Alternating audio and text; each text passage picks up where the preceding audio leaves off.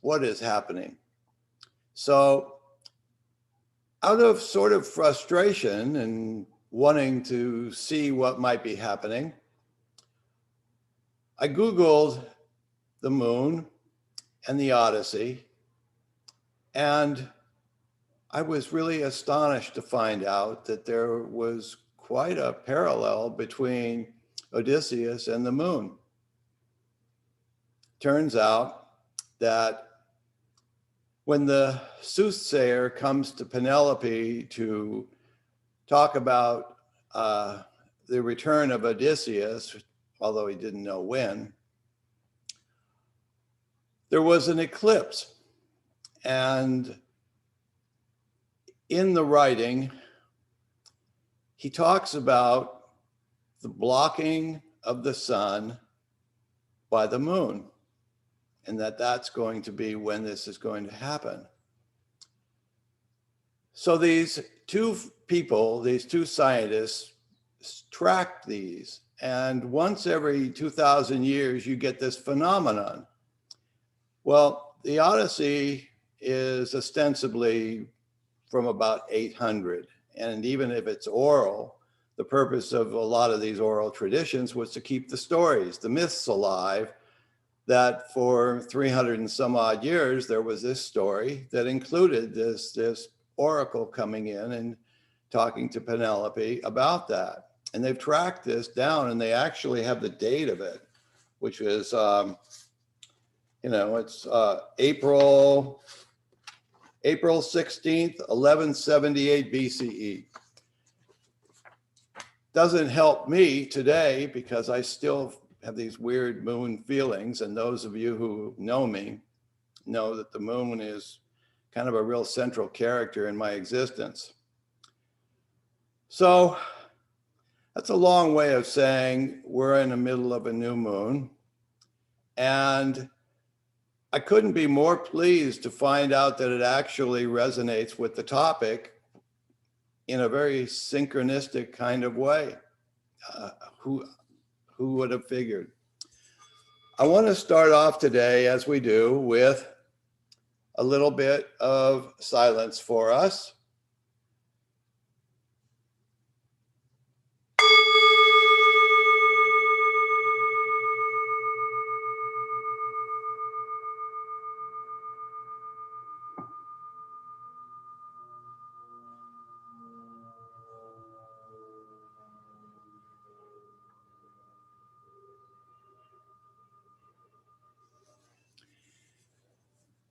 Even if it lacks some of the poignancy that it had during the pandemic, I really don't want us to lose sight of the fact that more than 500,000 people suffered and died through the pandemic because of the coronavirus. And hardly a day goes by when I don't think of how this country and the entire world has been tragically ripped apart by this. Today we have Dr. Joel Christensen, who is an amazing classic scholar. And I have his book called The Many-Minded Men that he was kind enough to send me. It's a great book. Before we begin, I'd like to read one of my favorite poems that coincidentally relates to the journey of Odysseus' poem called Ithaca by Cavafy, who's an Egyptian fellow who wrote this in 1911. As you set out for Ithaca, hope the voyage is a long one, full of adventure, full of discovery. Lastrygonians, Cyclops, angry Poseidon, don't be afraid of them. You'll never find things like that on your way as long as you keep your thoughts raised high. As long as a rare excitement stirs your spirit and your body, Lastrygonians and Cyclops, wild Poseidon, you won't encounter them unless you bring them along inside your soul. unless your soul sets them up in front of you. Hope the voyage is a long one. May there be many a summer morning when, with what pleasure, what joy, you come into harbors seen for the first time. May you stop at Phoenician trading stations to buy fine things, mother of pearl and coral, amber and ebony, sensual perfume of every kind, as many sensual perfumes as you can, and may you visit many Egyptian cities to gather stores of knowledge from their scholars. Keep Ithaca always in your mind. Arriving there is what you are destined for, but do not hurry the journey at all. Better if it lasts for years, so you are old by the time you reach the island, wealthy with all that you have gained on the way, and expecting Ithaca to make you rich. Ithaca gave you the marvelous journey. Without her, you would not have set out. She has nothing left to give you now. And if you find her poor, Ithaca won't have fooled you. Wise as you will have become, so full of experience, you will understand by then what these Ithacas mean. I'd like to dedicate that to my good friend, Richard Byrne, who passed away a number of years ago, one of my mentors at the University of Southern California. All right, Will, why don't you join in, introduce us, and let's settle back and go on an Odyssey of our own. Thank you, Dana. And gosh, a couple synchronicities, several actually. And the first I just want to say is actually that poem was read to me by a mentor as well, and in addition to yourself. And that was at the Joseph Campbell Foundation Mythological Toolbox at SALON. Bob Walter opened the event, very close to the opening of the event, by reading that. And what's so cool about that is I was there with one of Dennis Slattery's mentors. So another synchronicity that's just special, and I got to point out, you mentioned it's the new moon. I had no idea that there was an eclipse related to this story, but some of you may know that there's a solar eclipse today. And as uncanny and interesting as that is, this is not the first time that this accidental alignment has happened, as we held a Joseph Campbell Foundation Mythological Roundtable at the Ojai Foundation one time with Kayleen Asbo, who some of you know, on labyrinths and Theseus. And we had a plan to walk the labyrinth. We had no idea that we had scheduled out of the blue the labyrinth walk during the eclipse, which is a crucial moment in the story. So here is a second event that we've scheduled uncannily, accidentally on the eclipse. So I think that's special, and I don't know what to say about it except for to say it. I've been looking forward to this event for a long time with Joel. We're in the middle of that moment in which we have begun and need to begin healing from a truly global catastrophe. And the way most of us know how to participate in that has to do with story, as psychologists, mythologists, as storytellers. So it's very important to look at how that works, how that's worked in the past. And one of the most powerful examples of that, one of the most powerful examples of all time, is got to be the Odyssey, an epic that responds to the trauma of the Trojan War, which is just a story that's actually about a much larger event in the Mediterranean. So with that, let me go ahead and introduce our panelist and our guest. You all know Dr. Dana White, who's a scholar, author, and host of this Myth Salon, contributing faculty at Pacifica Graduate Institute. My name is Will Lynn. I'm the founder of Myth House in the General Education Department at Husson College, where I teach myth to filmmakers and performing artists. We're also joined by Dr. Dennis Patrick Slattery, who's a mythologist, scholar, poet, a longtime professor in Pacifica's doctoral program in mythology, and a prolific author. Check out his works on DennisPatrickSlattery.com. But I've got to pause first to just say Dennis is who many of us in this conversation and listening have learned the Odyssey from his epic class in our PhD program. So I think many of us will probably try and clear as much path as we can to hear as much as possible from Dennis. So really just awesome to be setting up that conversation. Selena Matthews is a clinical psychologist, author, keynote speaker who graduated from Pacifica and has been an ever-present participant and supporter of this Myth Salon. She is the CEO of Soul Transformation Seminars. Zaman Stanizai, professor of mythology and political science at Pacifica and Cal State, is a poet, linguist, mystic, and Fulbright scholar. He's written extensively on a wide range of topics, from Indo-Iranian languages to identity politics, political philosophy, Sufi poetry, and esoteric Islamic thought. Boris Nunley is a professor of philosophy, literature, and rhetoric who lectures across the country on the intersection of literature, spirituality, myth, and contemporary life, with an interest in the dark feminine, race, and transformation. Also an honor to welcome and thank Connie Zweig, who helps us invite such amazing guests. Connie is an internationally renowned psychologist for her work on shadow, whose book include Meeting the Shadow and Romancing the Shadow. Keep an eye out for a conference that she's putting together at Pacifica coming up this fall on aging and mythology. And finally, it's my pleasure to introduce Joel Christensen, who is a professor and chair in the Department of Classical Studies at Brandeis. He's been a fellow at the Center for Hellenic Studies and has received the Society for Classical Studies Award for Excellence in Teaching at the collegiate level.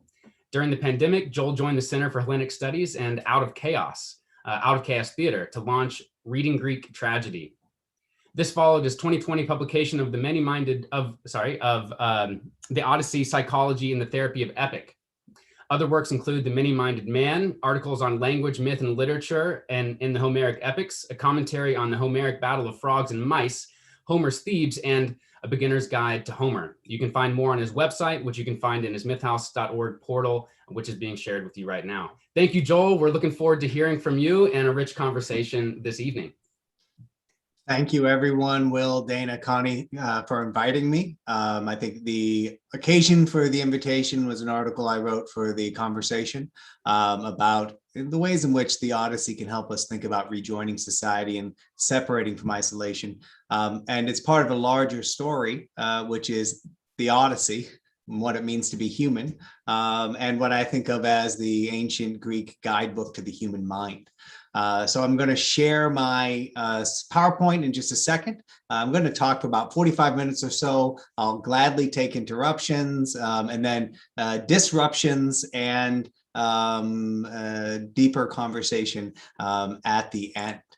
So as many of you are, I'm deeply interested in storytelling.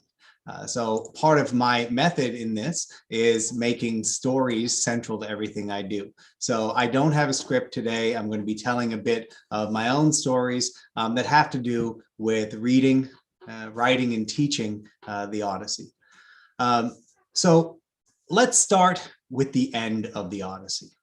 After 20 years, Odysseus finally gets home. He gets in disguise. He tricks the suitors into shaming him so he gets to murder them.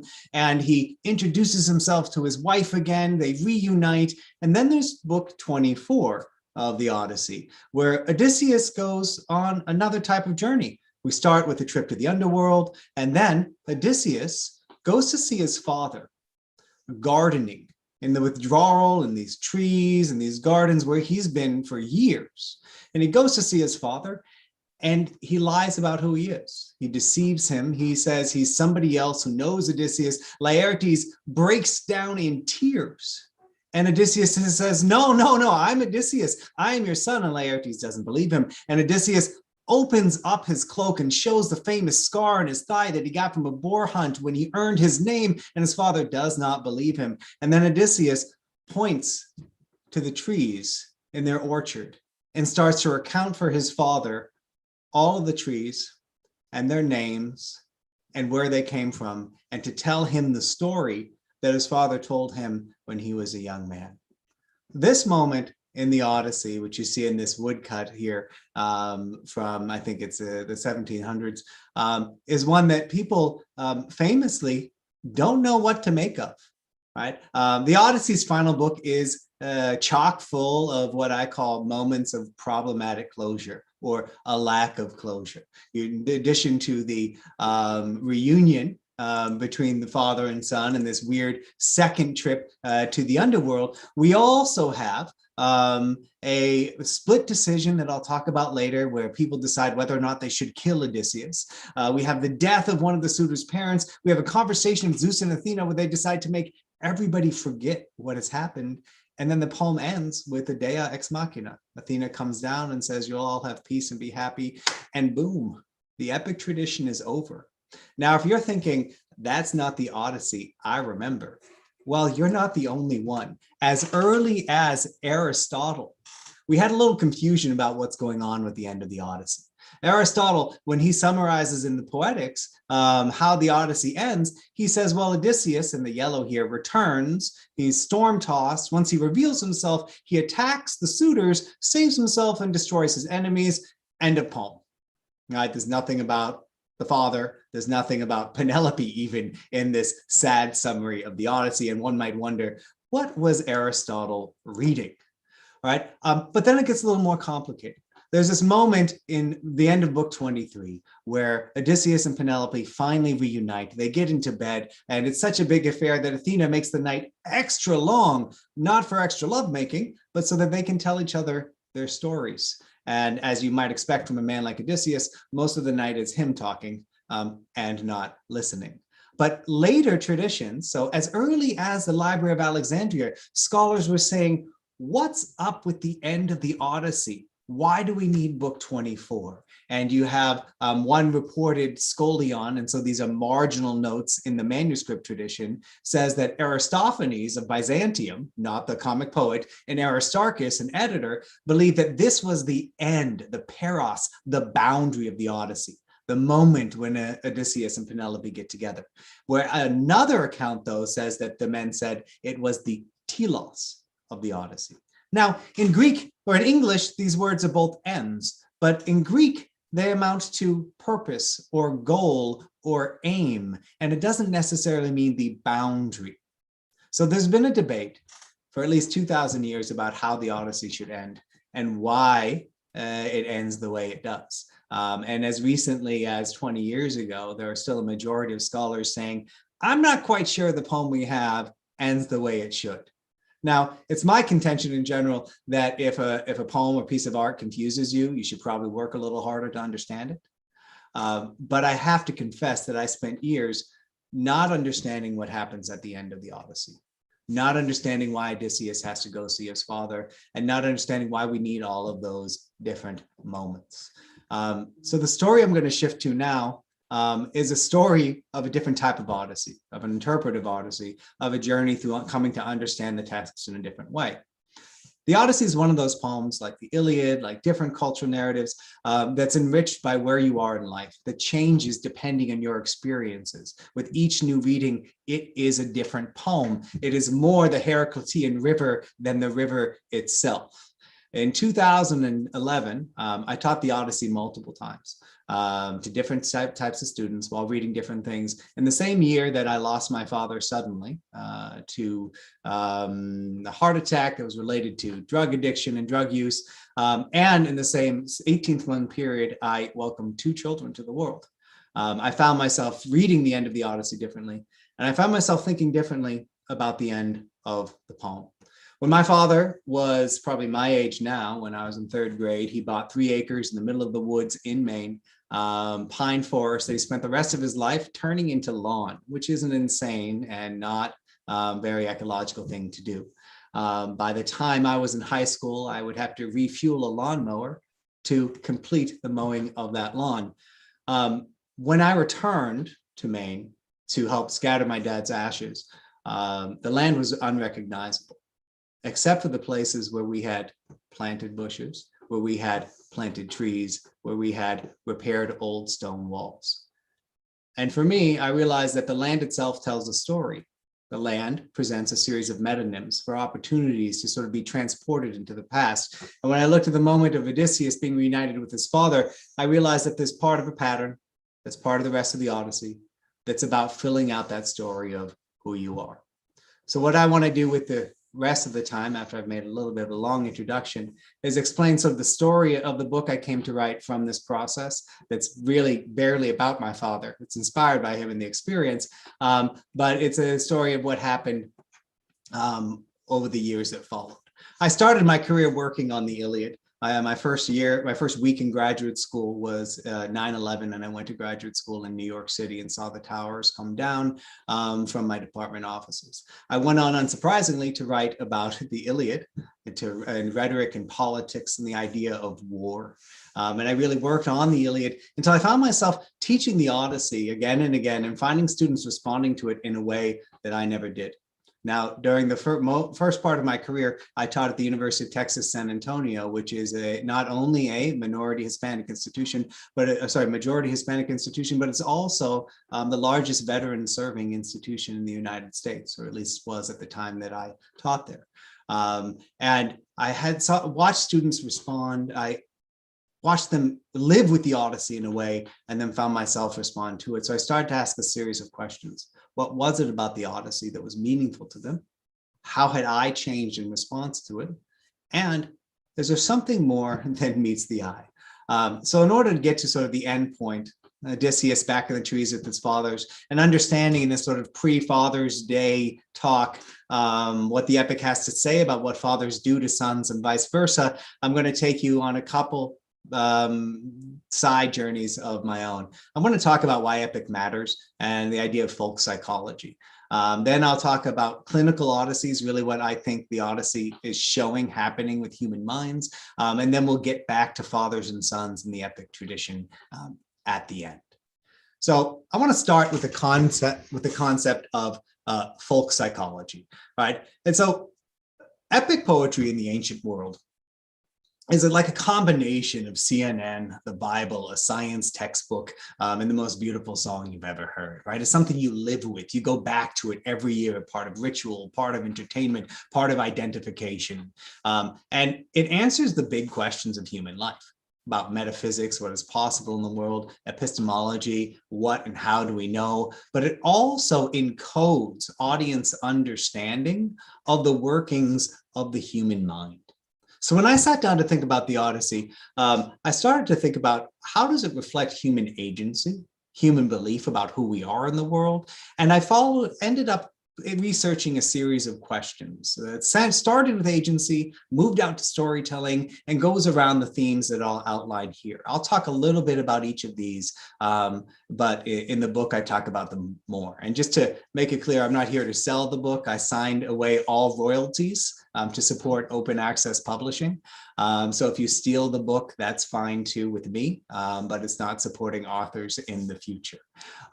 So one of my first assumptions or movements when it comes to working with Homer is to imagine that the epics transmit an assumed theory of mind, a basic idea about how human minds develop, function in the world individually and with each other, and also how they can incur and experience maladaptations.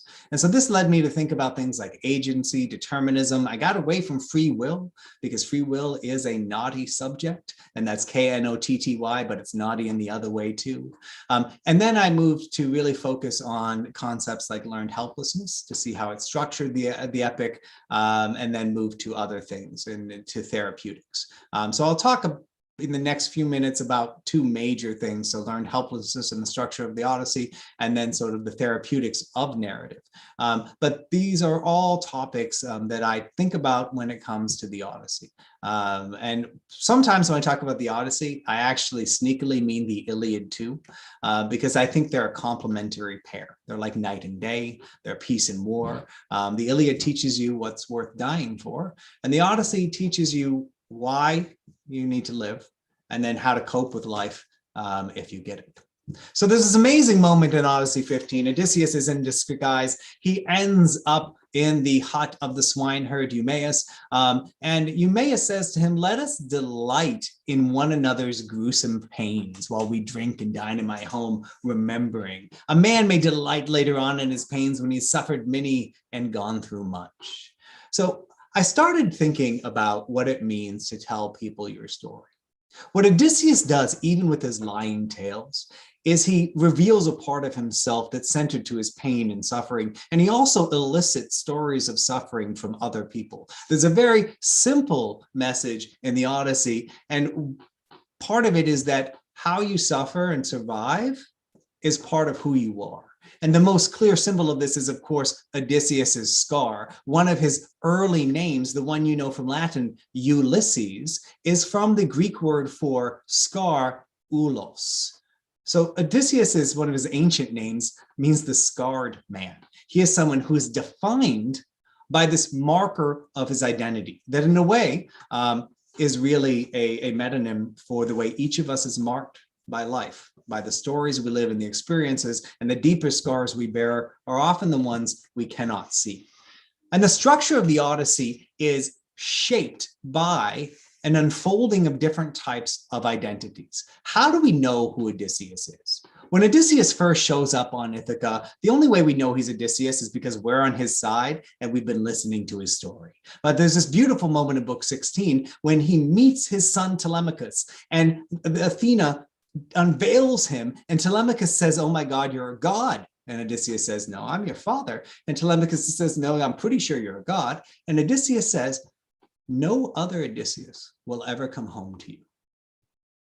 And that line has sat with me for years, because to me, that's at the center of the Odyssey. One, how do I know who you are? Two, how do you know who I am? And three, how do I know who I am? And we get our identities from the stories we tell ourselves about ourselves, from the stories other people tell about us, and from those rare moments where those two categories agree. And so much of our pain in life, so much of our suffering and dislocation comes from believing something about ourselves that other people don't believe, or knowing something that other people don't hear. Odysseus's trip home isn't a physical journey. It's a reunion with who he used to be. It's a reconciliation with those different parts of his identity. And there's a series of movements. The story of the Odyssey is what we call a nostos. The word is homecoming in Greek, but it's not just a physical return. It's a return to the life that you had before. And because it was before and you've changed, it is impossible. But the Odyssey proceeds through a series of recognitions. And this word might be familiar to those of you who know tragedy. Aristotle again talks about it as anagnorisis, as that point of that inflection point in a story where you get the knowledge of the truth. But the Odyssey, as in other myths, takes a slightly different path here. It says that knowledge is unfolded slowly, and it's when other people recognize things anew. So let's go back to that moment in the trees in book 24 on my chart here, the final entry. It's anticipated by 5 different reunion scenes that follow similar patterns. Odysseus meets someone in disguise. He lies about who he is. He doesn't trust them, or they don't trust him. And then they look outward to something else, an object in the world that tells a story. Odysseus doesn't believe Athena that he's on Ithaca. She points to the cave of the nymphs. Book 16, Telemachus just takes it because he's naive and he's manipulated, so we won't worry about him. But in book 19, when his nurse Eurycleia sees his scar, it brings up the story of when he was named. He confirms who he is to the suitors with the bow that he strings and then kills everybody, right? When Penelope tests him, she pretends to have moved their marriage bed, which was carved into an olive tree he built the house around. And then finally we get to Laertes and the trees. The objects in the world contain stories for us. And when we tell them to each other, we confirm that we are the people we used to be, or at least we have some of it that left in us. So as I thought about this recognition and the problems and the challenges of storytelling, I thought about a lot of the things that many of you are already well trained in and probably better versed than I am. And that's things like, Freudian family dramas, Jungian archetypes, and the basic insights from mythographers in the 19th and 20th century, where they really focused on myths as aspects of our own personal and cultural narratives. What I got interested in was the confirmation for these things that come from multiple modern accounts. I got interested in neurobiology and cognitive science, and of course, going back to different types of psychology, and in the way in which our brains are actually hardwired for stories. My favorite account of this is from Joseph Ledoux, who's a neuroscientist at NYU. I tutored his son in Greek when I was a graduate student, so I got to hear this firsthand. And he did a series of experiments when he was a graduate student with split brain patients whose brains didn't communicate one side to another. And so they would give input to one side of the brain and then see what happened with the other and try to make sense of it. And what they found constantly is that people were straining to make sense of the world, of disparate images, and they were constantly lying about what they saw, confabulating, creating narratives for coherency that made sense. And so Joe's answer to the question of consciousness is that it's the brain telling itself a story, which is perhaps too simple, but it's something I enjoy. And so I put these things up here just because I've been inspired by them, but also because I think the observations made by psychologists prior to fMRIs and modern cognitive science hold up more or less under pressure in other disciplines, right? Especially when we think about the development of the human brain for storytelling. One of my favorite aspects of this is when we talk about memory science and the development of young human beings. So in the same time period that I had two children who were growing up and into brains and becoming conscious, I got to watch, unfortunately, my grandmother lose control of her senses, lose control of her stories and her consciousness over time. I read that book by Charles Ferneyhoff, Pieces of Light, where he cites people talking about this thing called the autobiographical memory, right? That moment when children put themselves at the center of their story often coincides with when we're capable of encoding memory. So there's a connection between memory, the story, and identity. And I'm just going to say that and let everybody accept it, and we can talk about it later. And what I argue in my work is that the Odyssey knows this, right? And that the Odyssey is interested in how human minds negotiate their own stories and their sense of the world. And one of the big ways in which this happens is that the Odyssey makes narrative sequencing and causality central to its experience. So most of you know the Odyssey, right? And the Odyssey is about a man struggling to return home. But if you stop and read this translation of the proem to the Odyssey, it tells a slightly different story. I'm going to read it so that we can get in the same space. And I want you to contemplate what it says. It says, "Speak memory of the cunning hero, the wanderer blown off course time and again after he plundered Troy's sacred heights. Speak of all the cities he saw, the mines he grasped, the suffering deep in his heart and at sea as he struggled to survive and bring home his men, but could not save them. Hard as he tried, the fools destroyed by their own recklessness." Now, I could keep going, but I just want to point out a couple things. There's nothing in the intro to the Odyssey about Telemachus. There's nothing about Penelope. There's very little about the Trojan War. We hear about a man who suffers and a man who failed to accomplish what he wanted to. And I want you to listen to that line again. They were fools destroyed by their own recklessness. This line comes up again less than 30 lines later.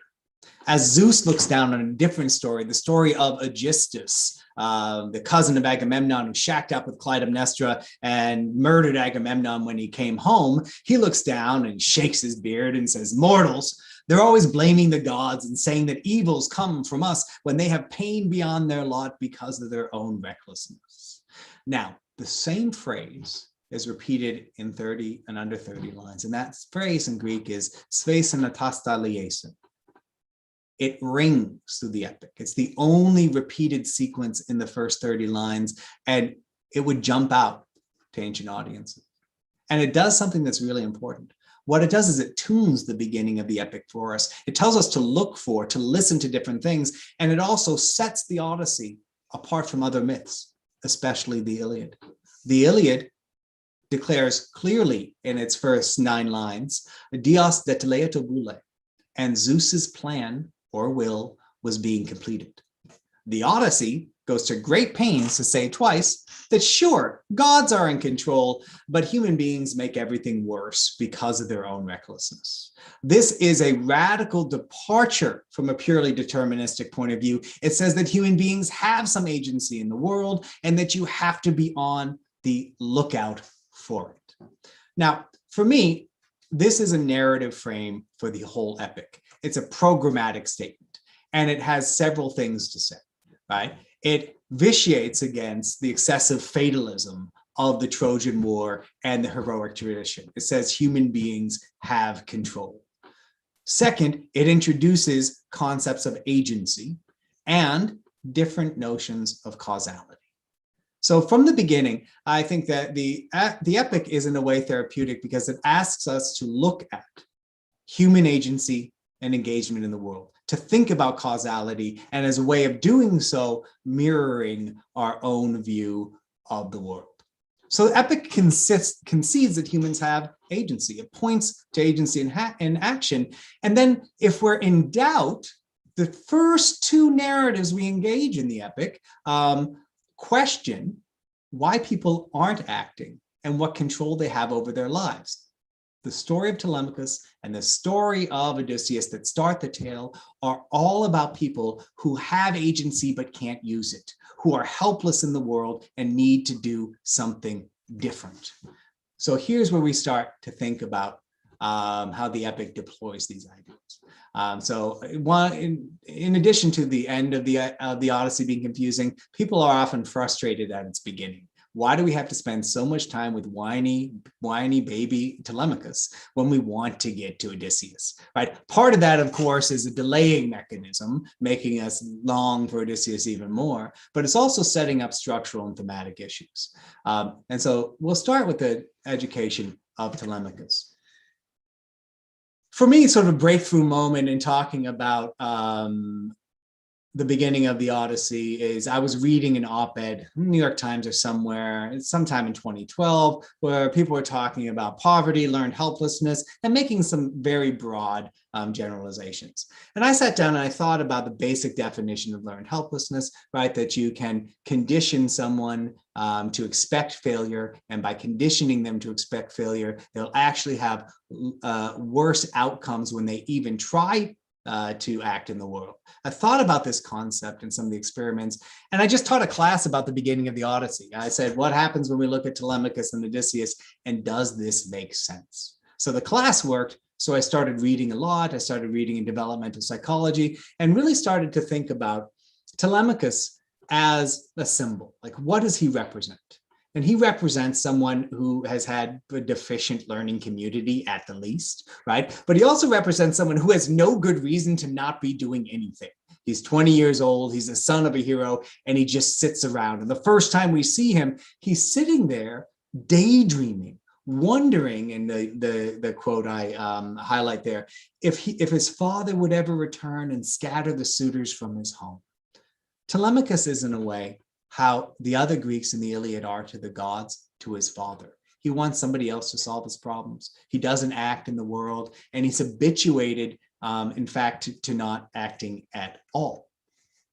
So I started to do more research on learned helplessness. Many of you know this stuff more, and to think about how being conditioned to think you can't act in the world, being raised in an excessively deterministic society without any models for action, can trap you into a cycle of inaction. And that's how I got to really starting to look at the beginning of what happens with Telemachus. And a basic pattern happens in the Telemachy repeatedly. In every book, some different characters say, oh, the god's in control, I can't do anything. Right? Athena shows up in disguise to Telemachus and says, well, maybe you can do something. Let's try something in a lower stakes setting, right? And they negotiate and they come up with a different idea. And then we get this, what I call ideal aesthetic, where gods and man work together. And then you go out and you experiment and try to do things in the world, right? So Telemachus goes through this basic pattern. And I bring up the pattern because it anticipates what happens again with Odysseus. Again, keep in mind that the Odyssey starts out by telling us that people fail because of their own recklessness. And then it shows us that maybe the corollary is true. if people make their fate worse because of their own recklessness, maybe they can make it a little better if they're just not that dumb. So that's where we get to the story of Odysseus. When we first see Odysseus at the beginning of the Odyssey, he's in kind of a weird space, right? He's on the edge of an island. He's been there for 7 years. He spends all day crying, and at night he has sex with the goddess, but he doesn't really like it. Okay, this is a strange situation. And as some of you who know the plot of the Odyssey knows, Hermes comes, he says, hey, build a ship. And Odysseus says, okay, I'll build a ship. He builds a raft and he gets off the island. And so my opening question with students is, why doesn't Odysseus build a raft for 7 years? The facile answer is that the gods haven't authorized it yet. But if we're in a narrative where we're constantly being asked to think about how human beings make their fate worse or better, what does it mean that Odysseus starts exactly the way his son does? Doing nothing, not acting. So my basic take on this is that Odysseus could represent from the ancient world a couple things. One, he's another stand-in for a type of conditioned helplessness, an inability to act because he doesn't believe he can act in the world. I also suspect that there may be reflections of social engagement deprivation, so the effects of isolation when it comes to Odysseus as well. But that's sort of a side thing. The main thing I want to focus on is, what do we do when someone's locked in a concept that they can't act in the world, that they have no ability, they have no agency? So there are, again, as many of you know better than I do, different ways to treat this. There are cognitive behavioral therapies, there's narrative therapy, there's occupational practice. And I actually think we get a little bit of all of this in the Odyssey, right? So another thing that people think may ask is, okay, so Odysseus is in book 5 on the island of Calypso. Why can't he just go home? Why does he have to go through this process? And so my basic assumption is that something meaningful is happening here. And we have a repetition of what we get with Telemachus, but much more detailed. First, he has to build the ship, the raft, on his own. He has to demonstrate his skill and his ability to work in the world, right? So that is a really important step. All right. And in a way, I think that his building of a raft is a stand-in. It's a symbol for his rebuilding of himself. And then you get sort of, you know, an extinction therapy, a behavioral therapy sort of process that happens next. In the second half of book 5, Odysseus has to choose 4 times at least to survive. He has to act to swim. He has to cling to the raft. He has to decide to live. Right? And so we're not just given a character who gets to go home. It's not magical. It's hard, and it has to be part of his own agency. So part of what I think is going on in that sequence is we have to get Odysseus to the point where he's able to act in the world, where he chooses to act when before he didn't. But of course, we're not done yet, because Odysseus has to figure out who he is. So part of what happens with Odysseus in the epic is that he tells a lot of stories. As some of you might remember, some of the most famous events in the Odyssey actually come from the story that Odysseus tells in books 9 through 12. So people tend to have different explanations for this narrative. I think that it's part, in a way, it's part of a talk therapy, and that it's directly related to the opening lines from Zeus. So I'm going to go rapidly through these stories, but I'm going to focus on the moment when Odysseus unfolds a new analysis of causal events that he did not have before. So here's a basic outline of what I think happens with Odysseus. But part of what inspires me is the practice of narrative therapy as described by Michael White and others. And what I think is happening in the story of Odysseus is a compressed version of people retelling their stories and renegotiating their identities. I think we're supposed to understand Odysseus's grand telling of his tales in books 9 through 12 as the result of him spending 7 years ruminating on what he did to screw up so badly. Right. So this is part of what Michael White calls reauthoring conversations, retelling your story in a way that centers you as an agent rather than an object. And he's inspired in part by Jerome Bruner, and really focusing on what he calls intentional state understandings. And so I'm putting the books up there so you know what I'm being inspired by. If you want to talk more about these later, I'm happy to. So Odysseus gets a story elicited from him at the beginning of end of book 9 by his host Alcinous, who says, "Tell me why you weep." Right, because Odysseus has been weeping there in secret over the story of the Trojan horse and before the story of him fighting with Achilles. And Alcinous says to Odysseus, "The gods fashioned this pain and they spun it out ruined so that it would be song for us and men to come." Now, if you're listening to the Odyssey, this should put off alarm bells. The gods fashioned this? Where's human agency in all of this? And Odysseus responds to this by saying, "What shall I tell first and what shall I tell last? Yes, the Uranian gods gave me so many pains, but now I'll utter my name so that you will know it. Since I have avoided a pitiless day and have come to you to join you as a guest in these halls, I am Odysseus, the son of Laertes, who's known among all men for my tricks. My fame reaches up even to heaven." This is the first time in the epic that Odysseus names himself. But he doesn't name himself as a father of Telemachus, doesn't name himself as the husband of Penelope. He names himself as the son of Laertes. And I think this is a moment of him reclaiming his identity.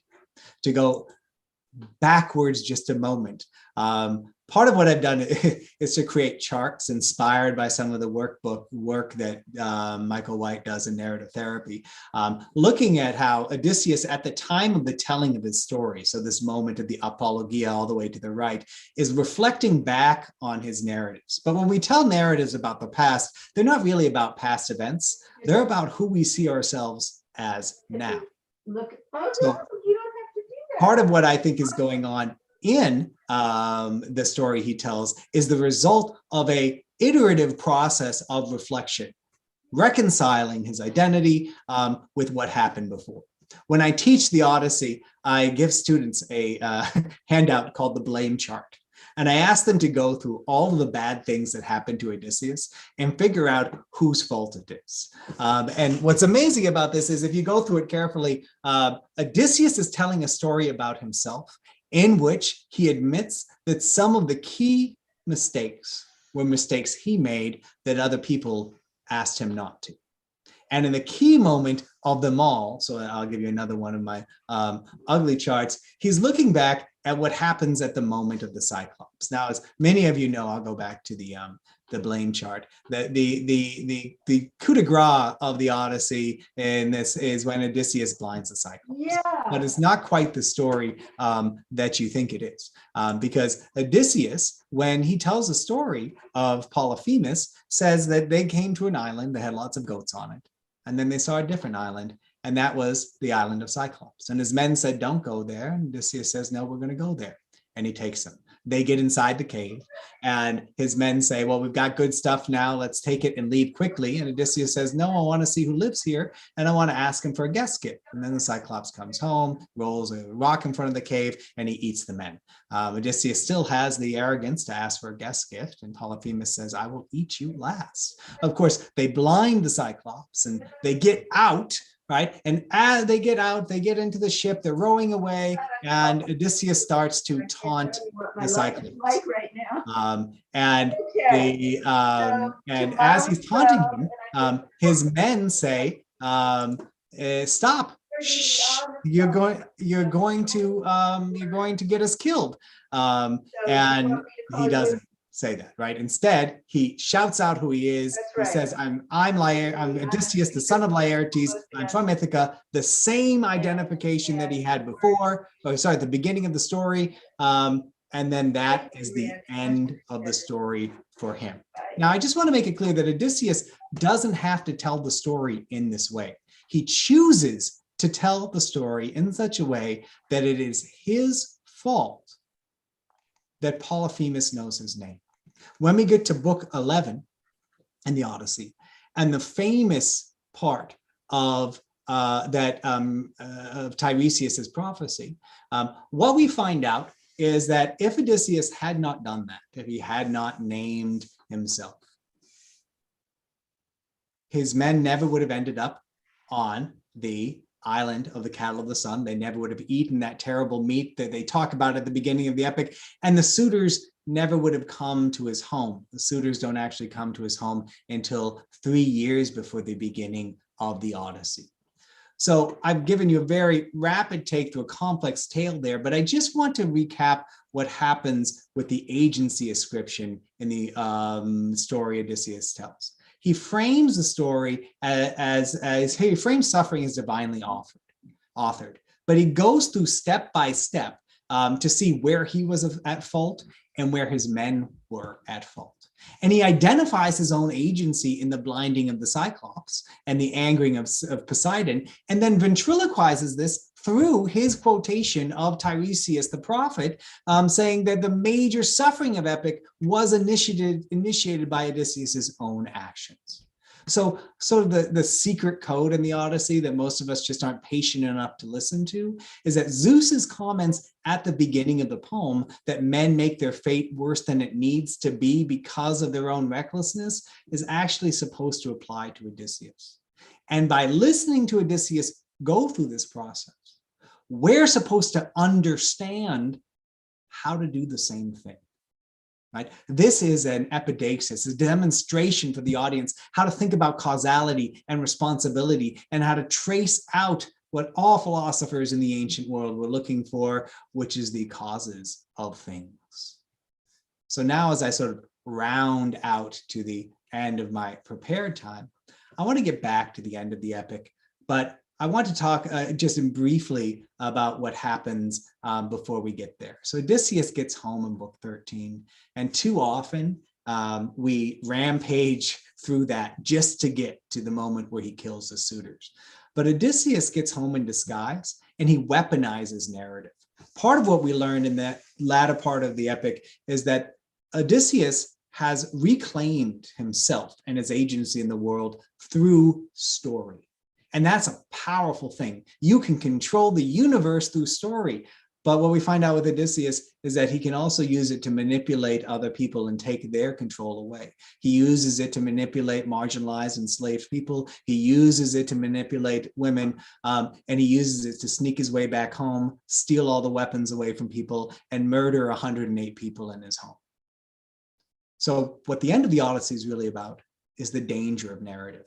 So I'm not going to talk about those things here, but in the book, in chapters 5 and 6 and 7, I talk about how he weaponizes narrative. I talk about the marginalized agency of enslaved peoples in the Odyssey, and I talk about Penelope and how she's a third character who's positioned in a place of helplessness, but she never gets to regain agency because that's not what the world of the Odyssey has to offer women. But that's not what today is about. So the end of the Odyssey, we're going to get back there because that's where I started. The end of the Odyssey is in part about negotiating between singular identities and collective claims on reality. If anything, if there's anything we miss about the Odyssey when we look at it, is that there are people in Ithaca and that Odysseus's victory comes at the cost of their agency and their values. A great part of the epic is spent in sort of setting up and entrapping the suitors to make sure they're just bad enough to justify their murder. But the question's always left there, is it enough? Was it enough? What kind of person is Odysseus? And what I want to argue at the end is that the suitors are given humanity, and we're supposed to question Odysseus. And at the end, fathers and sons come to the fore as a key point in forcing us to think about what stories do to us and what our roots and what our families do to us too. So the Odyssey ends with this weird second underworld scene that I won't talk about, but it sets up the narrative. It focuses us on certain things, and it also just does away with any stories about women. One of the problems with the epic is that Penelope doesn't appear in book 24, which is strange if she's so important. Right? Then we get to the reunion of Odysseus and Laertes that I talked about, and we get, most importantly, to what I call the trial of Odysseus. So remember, Odysseus has come home. He went to war with 12 ships of men, and nobody came home. right? Jonathan Shea, in his book on Odysseus, court-martials him in the later chapters for being a terrible commander.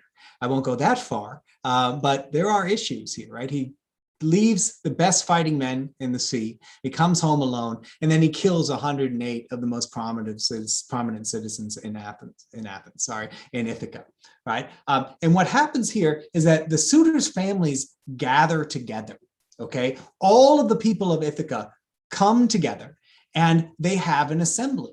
And this man, Eupeithes, stands up and he says, friends, this man, Odysseus, has devised a great accomplishment for the Achaeans. That's sarcasm. It's hard to see in English. He led many fine men away on his ships. He lost the ships and he lost the men. Then when he returned, he killed those who were the best of the Catalanians. And then he says, look, we've got to stop him or else we'll be ashamed forever. This will be an object of approach if we don't avenge the children who have died. Now, the children who have died is Eupeithes' own son. Eupeithes gets up, the narrative lets us know beforehand that he gets up feeling an unforgettable grief, Greek alaston penthos, for his son Antinous, whom Odysseus killed. He sheds tears for them and he speaks. Now, this line here, alaston penthos, is really powerful in epic, and it's really powerful in the Odyssey, because it points to what we might call today unresolved or complicated grief. They're stories that don't have a resolution. And outside of Homer, this pain is used only for parents who've lost their children. And it's a type of pain that requires revenge. It requires a new story to be written because the story of the life that was supposed to be has been ended. Now, the Odyssey, in a way, echoes the end of the Iliad because it makes us think about fathers and sons and loss. As some of you might remember, the sort of pinnacle of the end of the Iliad is when Priam comes to his son's killer, Achilles, and he begs for him to give Hector's body back to him for burial. And the two together weep. Achilles remembering the loss of his friend and lover Patroclus and that he'll never see his father again, and Priam remembering the loss of his son. Now, for a moment, they become a son and father together, and they remind us of this amazing thing, this ideal in Greek literature. And the ideal is something that's mentioned by Achilles himself. When Achilles finds out Patroclus dies, he laments and he says, Patroclus, I thought you were going to take my son Neoptolemus back and introduce him to my father. The concept of the three generations standing together comes directly to the fore at the end of the Odyssey, because after that trial I just talked about, after the Ithacans assemble, the two sides split their vote. Half of them say, let Odysseus go. The other half say, no, we're going to kill them. And then they go together to fight Odysseus, who stands with his son and his father. And it's this ideal but impossible moment. The Iliad tells us that fathers, sons, and grandfathers don't get to be reunited because of war. We get a famous scene of Hector with his son Astyanax, who never gets to stand in epic with Priam, even though they're together. And then Achilles himself, his son Neoptolemus, shows up only to be the one who murders Priam outside of the Iliad. So the end of the Odyssey engages in a fantasy. It invites us to think about, well, what if war didn't happen? What if we could bring everyone back together? And what does it mean when we get to have father, son, and grandfather together? And what it means is that you have certain guidance. You have a story that you're already sort of locked into. When Eupeithes' son dies, he's locked into a cycle of vengeance. He's locked into a system of story and paradigms that he can only get into when the gods say his story is over and it's done. Now, to go back to the real for a minute, my father died a month after the picture in January 2011. I got to introduce him to his grandchild, and it's a special moment, right? Bringing the generations together. My father was the kind of person who started asking when he was going to have grandchildren years before my wife and I were actually married, which was an awkward conversation at dinner, right?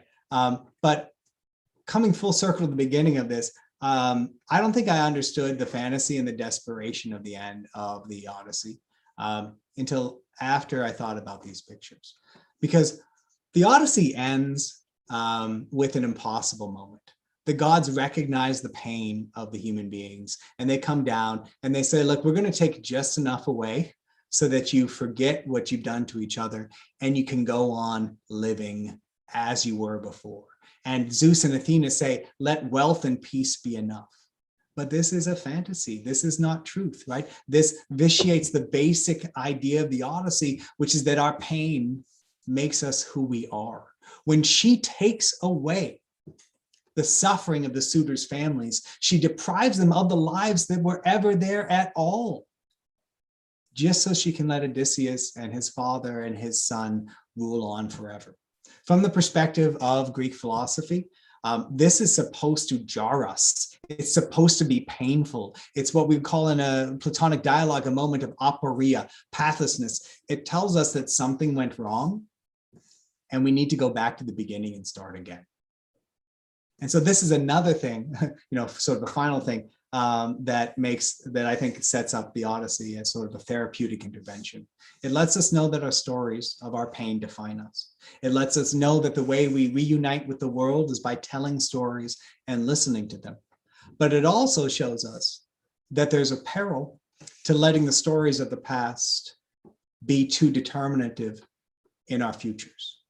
To go back to the prophecy of Tiresias, Odysseus is supposed to go on forever, right? Eventually he gets bored, he goes journeying again, he takes with him an oar, he's supposed to plant it in the land where people mistake the oar for a winnowing fan and build a temple to Poseidon.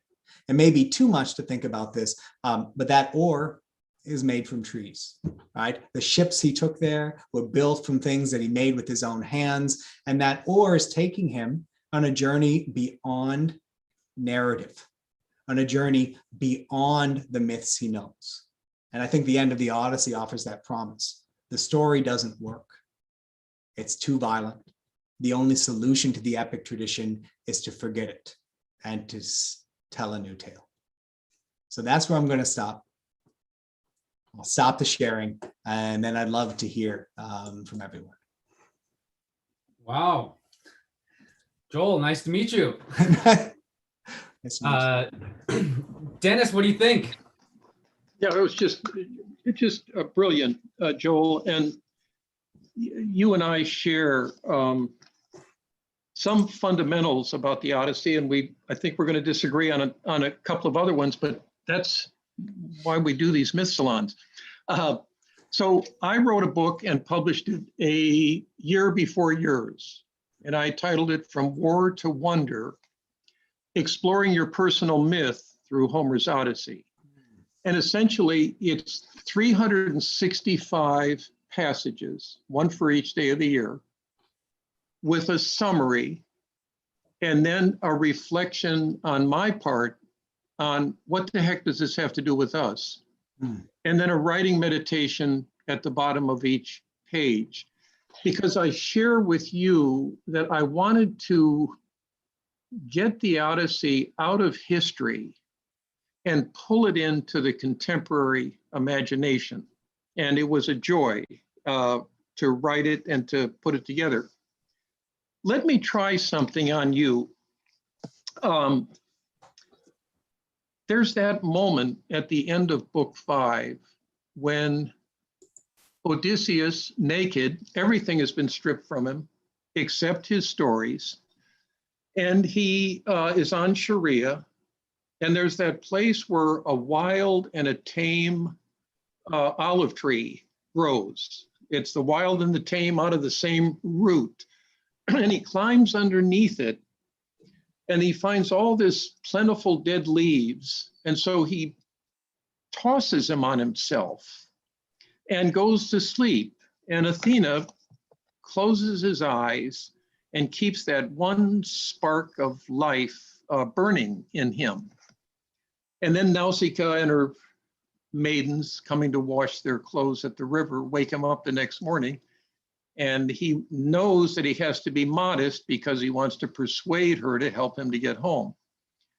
Well, that moment then of coming into the palace of her parents. Here's how I understand it. Those 7 years with Calypso were his incubation. And I don't think he could speak. I don't think he could speak about his history. I think he was too traumatized a warrior to do that. So in that gestation period, I think in his imagination, he's reassembling himself. This is where I think you were really wonderful in a number of places, but this specifically. So that he has to find an audience that will be the perfect host to him being the perfect guest. And it's there that he can tell his narrative. In a sense, he's already weaving himself home. And this is why I think Penelope, in what she's doing, in weaving that funeral shroud for her father-in-law, Laertes, I would suggest to my students, she's in effect weaving him home.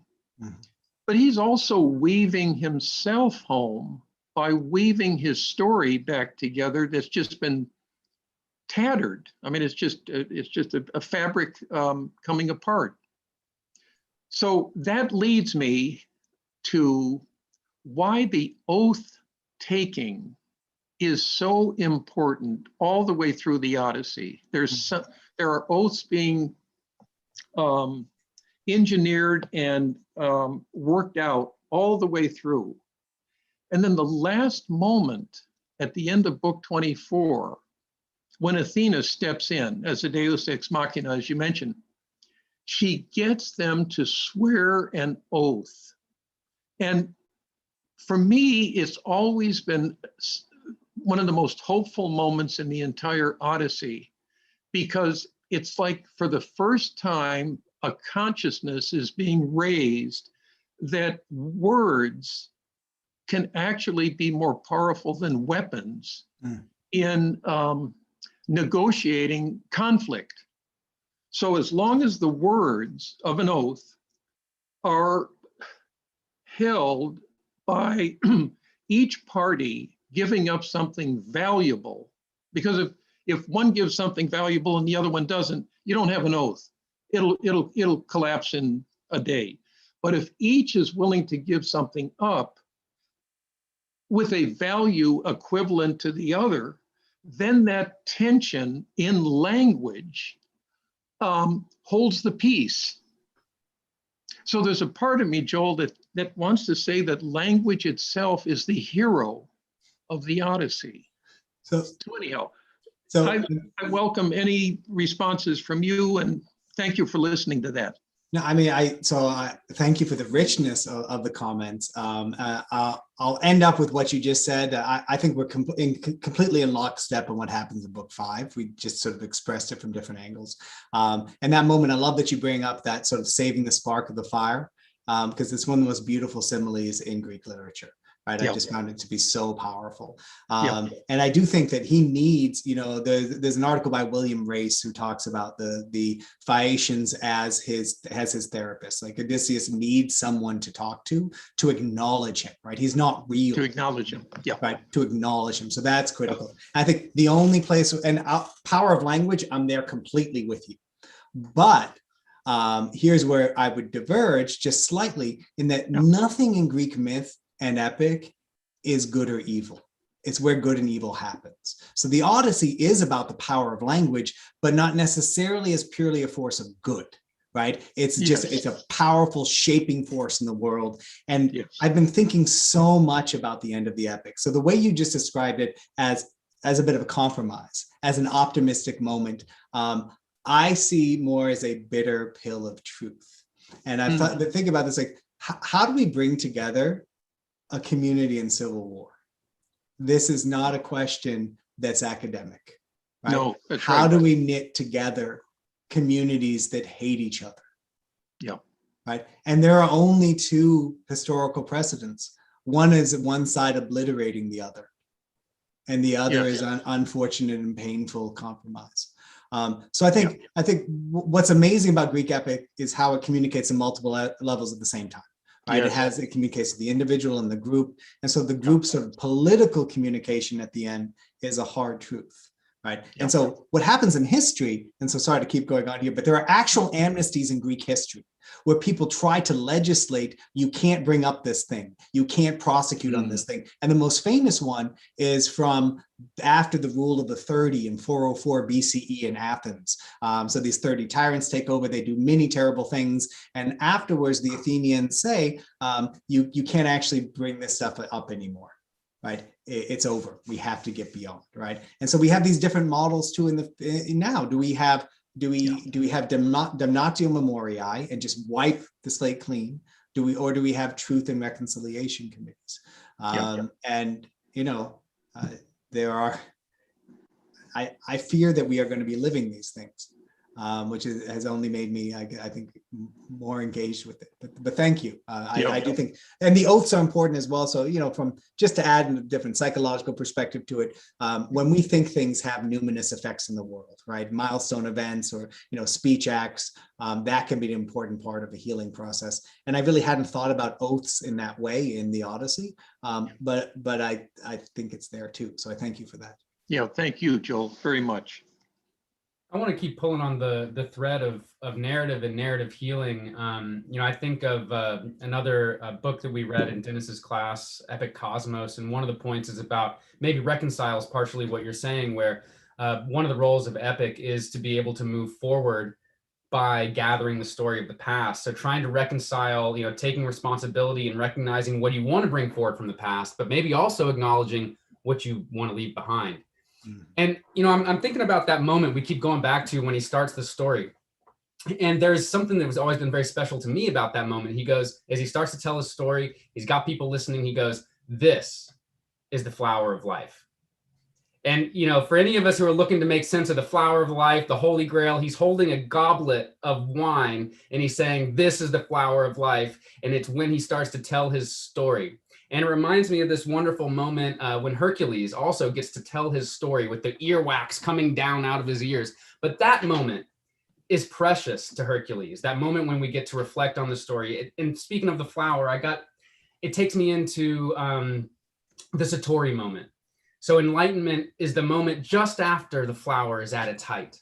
Not when the flower is flowering, just after it, just when it starts to wilt. Not Odysseus out there as the badass conquering the seas. Odysseus reflecting on his own flowering. That's a Satori moment. And so I just wonder if, and then I hope we'll go to Selena too, who might be able to talk with us a little bit about narrative healing in practice. But Joel, I just wonder if any of those thoughts jostle anything for you. Well, they do. And I think, again, there's a double-sidedness to it in the epic that I sort of get lost in. Because he does say, he points and he talks about this moment and he points, and it's the telling of the tale, right? But it's also a moment where he is in a way completely in control.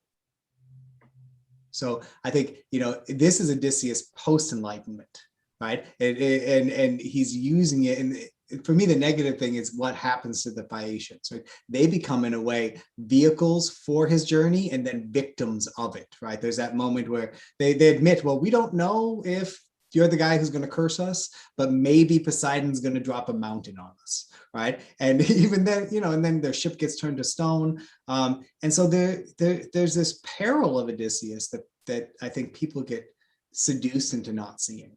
Right, that his stories are amazing, and he has, in a way, he's transcended to another plane, right? But that means that he takes advantage of everyone around him. And what I also like to think about is that there's a second moment when he tells a story in the epic, and that's when he tells it to Penelope, right? And what happens is we never hear her speak again after he tells his tale. And so this is what, back to where Dennis and I were finding some space, is the power of story is so potent that it can remake people and worlds. But I do like with what you started. So too often I encounter people who read epic as something simple, like this is glorifying war, it's glorifying home. But if you read the Iliad carefully, it's not glorifying war, right? It's a lament for failure to defend the people you care about, right? And what you get and what you lose. And the Odyssey, in a really important way, is a lament for what you lose along the way. So I think that, bringing in the moments like this is a moment of enlightenment, a potential enlightenment. It truly is. And also, I would be remiss not to mention that, for 1,000 years at least, allegorical interpretations of the Odyssey said that all of these external details are just details. What's really going on here is a drama of the mind. But thank you, Will. And speaking of drama of the mind, Selena, how does this relate to your room, your practice? Well, I've got to tell you, first of all, the amount of young children coming in that are self-harming by cutting themselves, I'm getting more and more. It's unbelievable. So that's actually very devastating to me to actually see that they're having to mark themselves in that way in order to get through this. And each one says to me, I ask them, why do you do that? Because they have lost their ability to feel. And it's the only way that they can feel is to see the blood come through them. And it's very intense. This has never happened before. So it's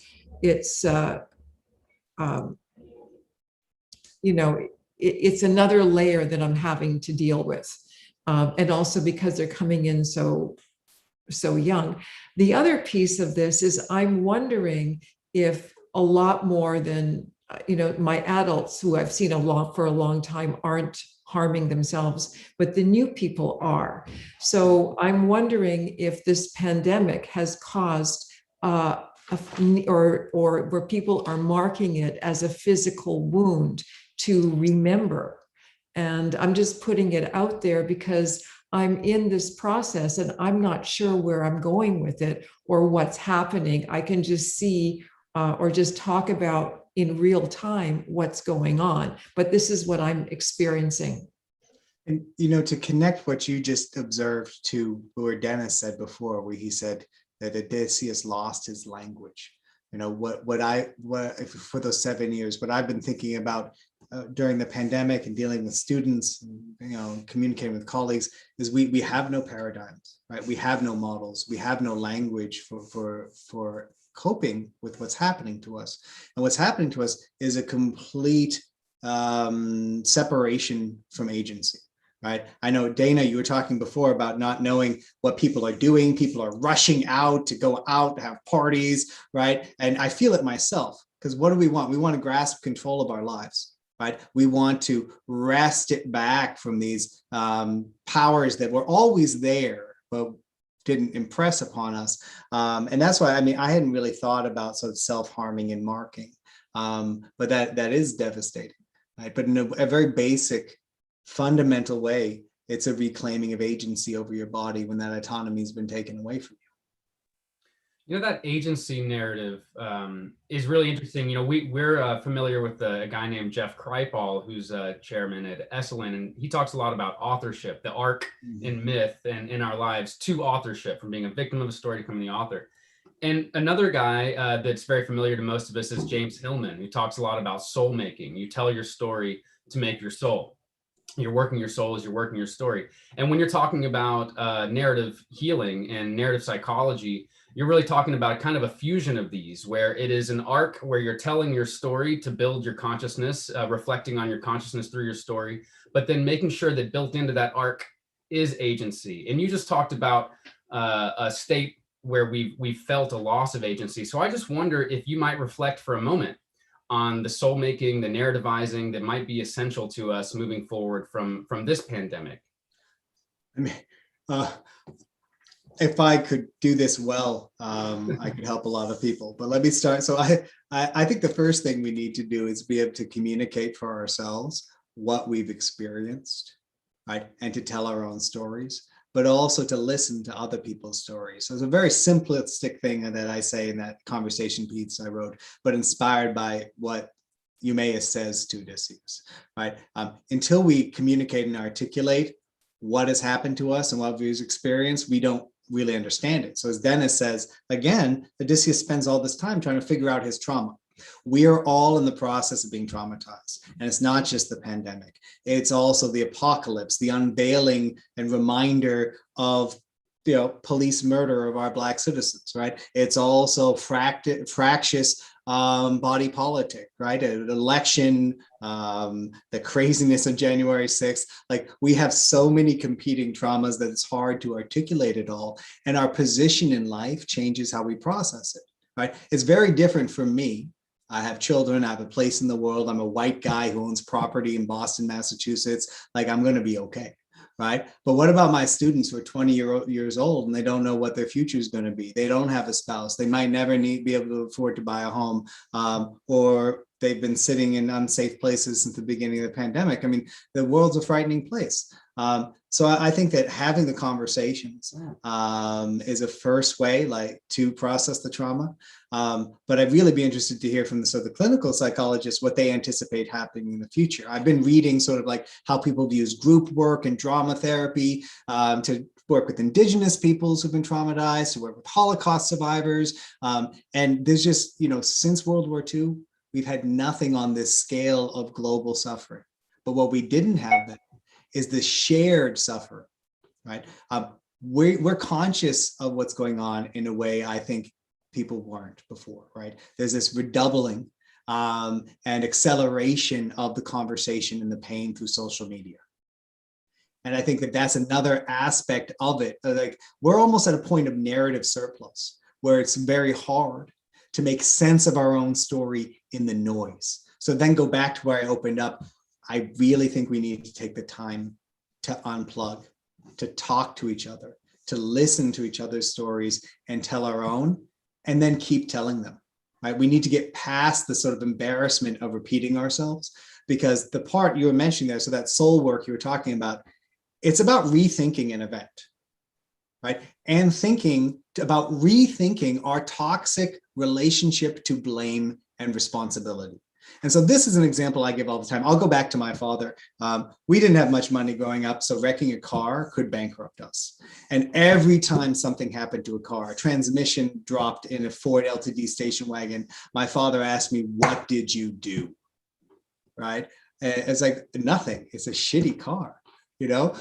Or think about what happens when we get in an accident, right? Think about the tension between the words we use, accident and whose fault was it, right? There should be a cognitive dissonance here. Like, there's a problem with the way we look at causality in the world.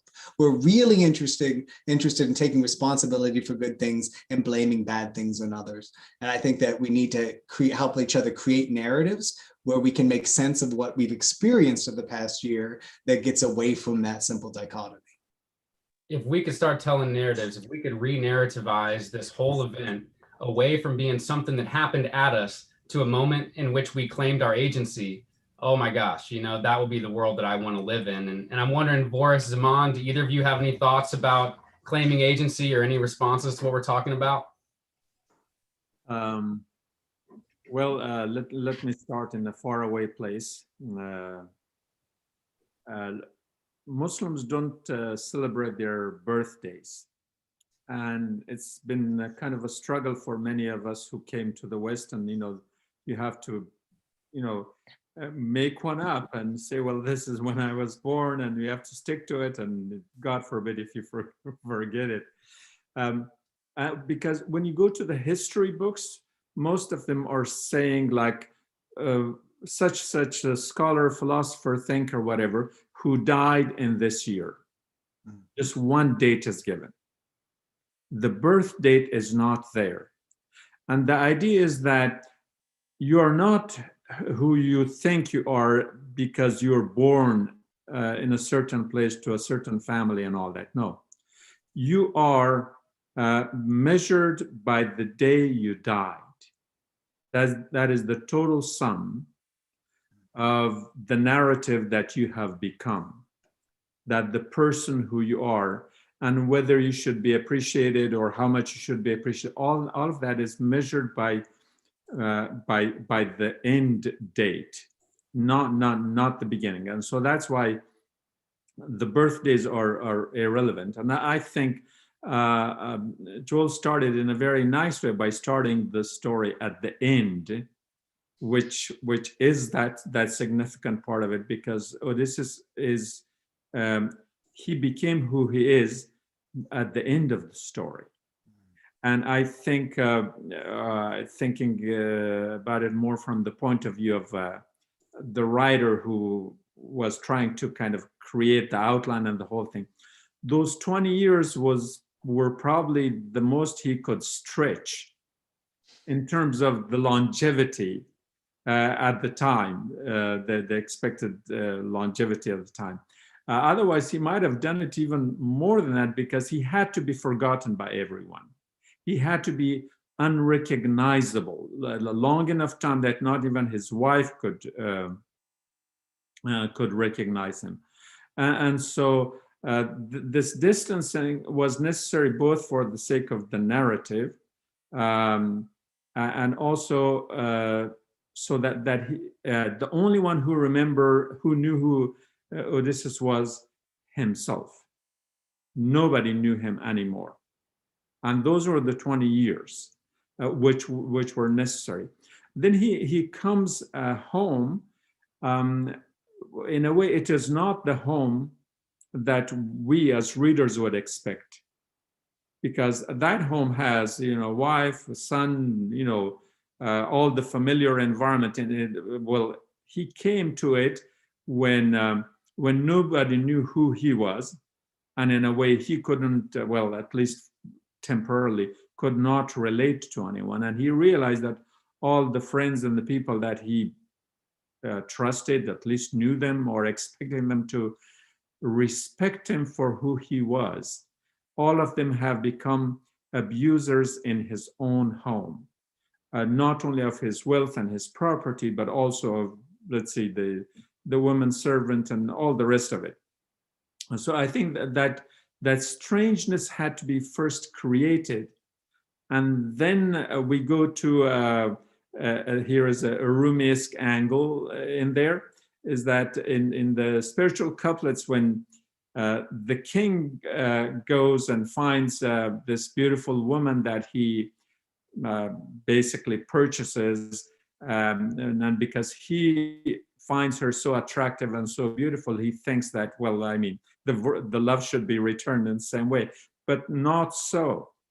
And so no matter what he does, and she falls ill and is about to die and all that, so no matter what he does, nothing happens there until he goes to the mosque to repent and to prostrate and to weep and to cry the whole night, to a point where in essence he washes all his sins with his tears, to ask the Almighty, like, what happened? Why nothing works for him? And so this cleansing happens for Odysseus in his own home, is that all the suitors, all the guilty parties, they could be in a way his shadow side, that they had to be killed, that they had to be destroyed, that they had to be thrown out, so that the place is cleansed. And I think the element of, sulfur is burned there to clean even the air. And so that symbolism, in a way, becomes necessary in order for us to find who we are. And I think in that sense, I think the whole thing is in the last chapters, 23 and 24. But what I found most interesting is that in the Greek thought, at least from this angle, there is no evil, there's no devil, there's no Lucifer, there's no Iblis, or whatever other name you may call him for, because it's the gods who kind of go back and forth through this veil of separation. At one moment they are divine, the next moment they are human. And they can choose whatever form they want to. And they are very, very interactive. And in that sense, that I think that blending of the human and the divine, but also like at the end in chapter 24, when there is also a blending of time, you go to Hades and you come back, and that whole kind of a reverse perspective of people like Achilles and others who are just telling their side of the story. I think that is the beauty of it, is that time becomes relative in its own way. Identity becomes relative and sometimes even irrelevant. And it's all built towards the end. It's like who, I mean, obviously he is going to die, but before he dies, he has to know who he is himself. So that's kind of the journey back unto himself, which is wonderful. And I really enjoyed the presentation. And I like going back and forth in this cross-cultural and cross-tradition, if I can call it that, journeys where the symbolism and the significance of the certain absolutes, the absolute of the divine, the absoluteness of the time, and all that we look through at it through an angle of rigidity. But I think it's very pleasant to find that that we could be flexible on that. We could go back and forth. There's a divine within us from the Sufi perspective, and that divine within you could be talking to you. It could become the Minerva, who and I was at one point kind of nervous because he was saying that Odysseus was bringing in one of the other gods, and I think it was Zeus. He was mentioning that whether Zeus was going to help him more or Minerva was. And then Minerva comes back and says, like, wait a minute, what haven't I done for you that you're even mentioning another god? I think there are all these beautiful angles that it makes us aware of the God within us, whether it's personified out of us, whether it's represented outside of us, may or may not be necessary. But I think it's a very long journey, and we can relive it through ourselves in some ways too. So I thank you for the wonderful presentation. And I don't know if there was a question or a comment or not, but you're more than welcome to comment on the comment. I would just add one thing. I mean, thank you for everything you said, and I think that the reward of rereading and reading with other people is that I think that our minds are exponentially more agile together, and we learn a lot from each other. So I do talk a lot about sort of collective narration in the book. But your opening comment about how starting at the end is more important because that's how that's when you really know who someone is.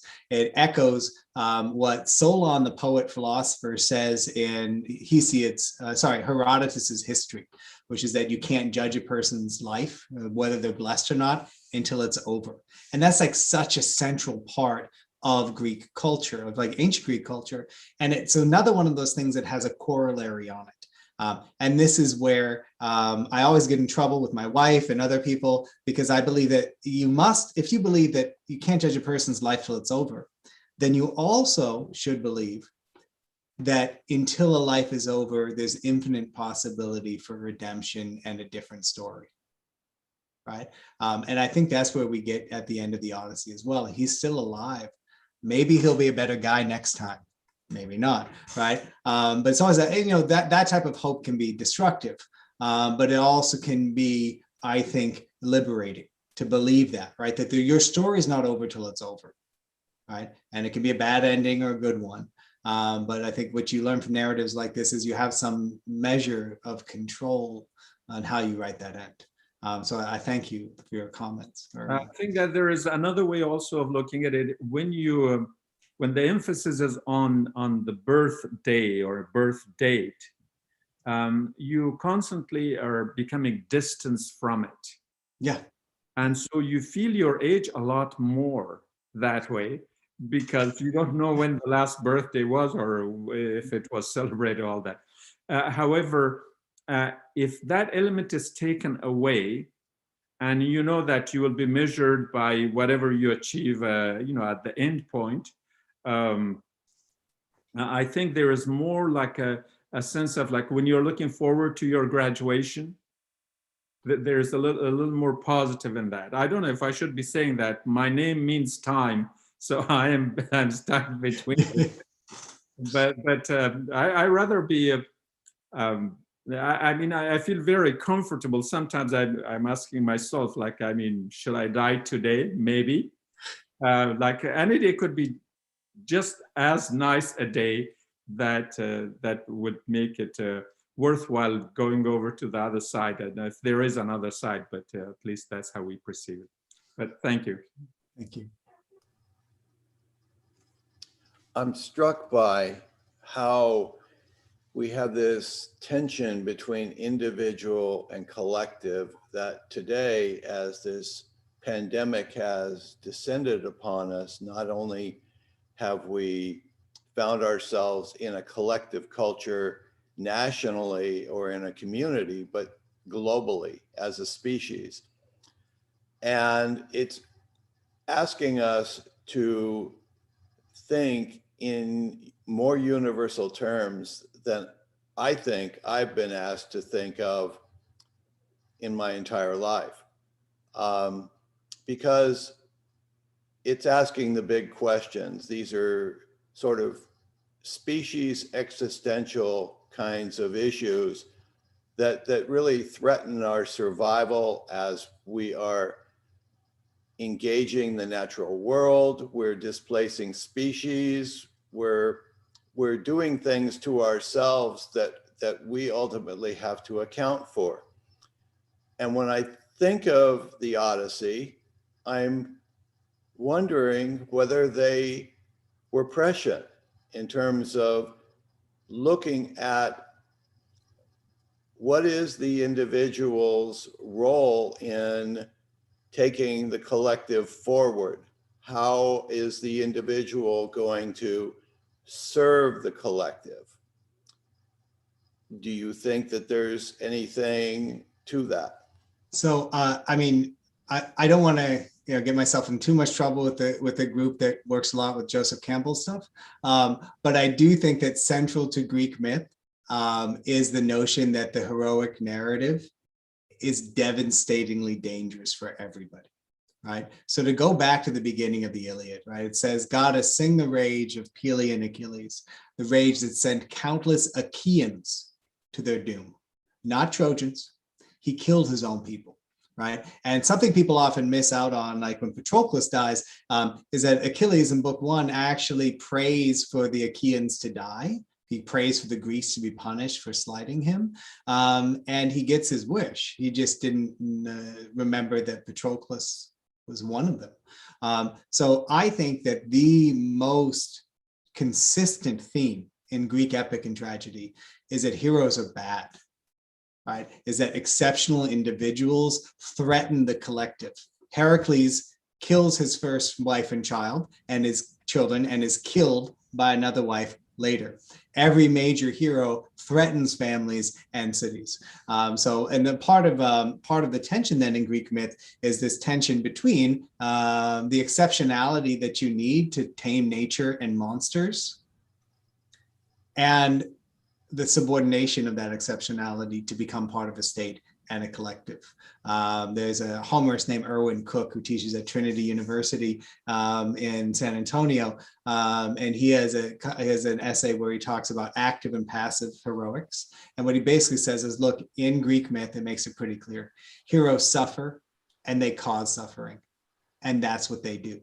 And so to go back to this thing, I saw Will unmute, so I think he's got something to add, but I do want to go back to what you asked about the pandemic.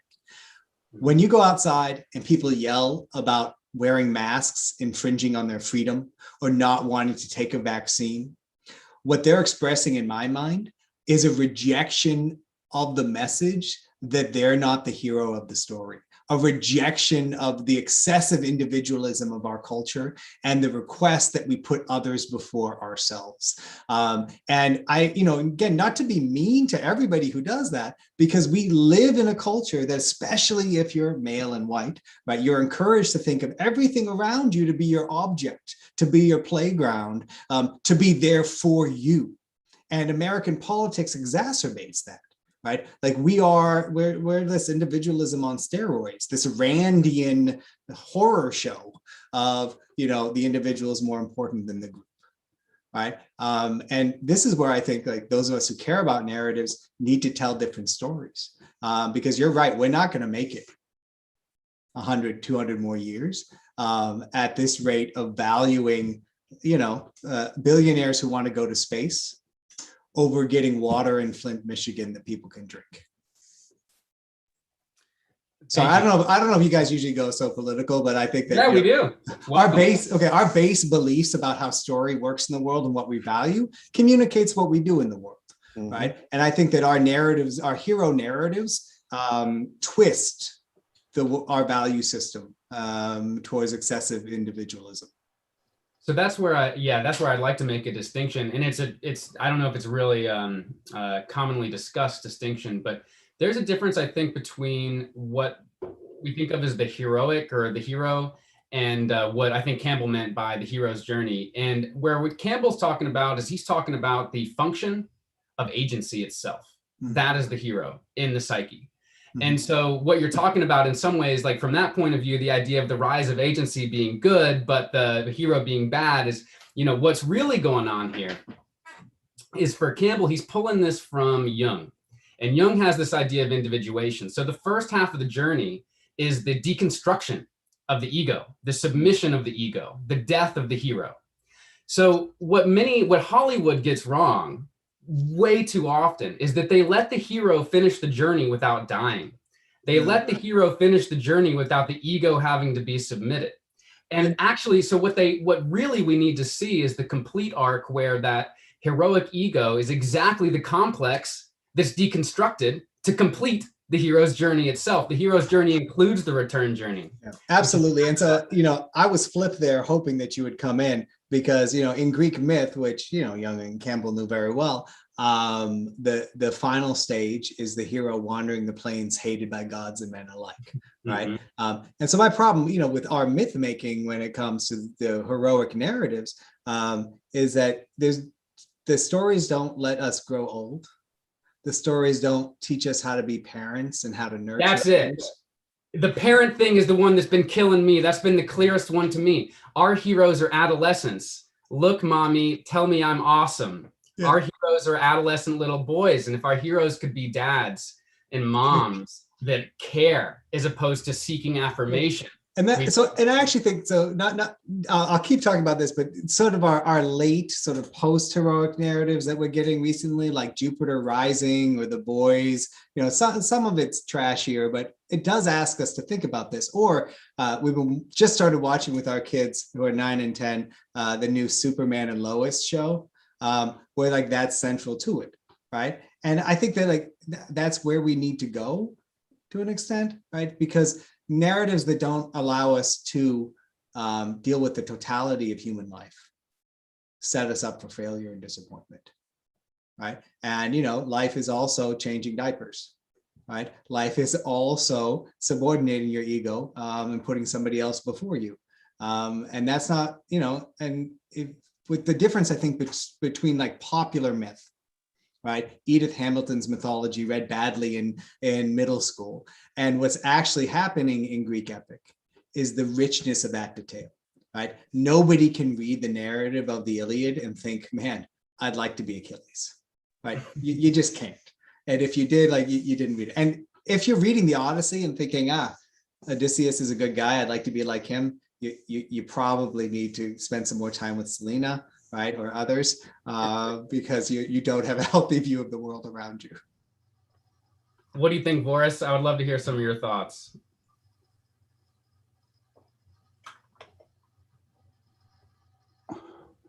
Wonderful job, Joel. You reminded me of why epic remains important in my own life.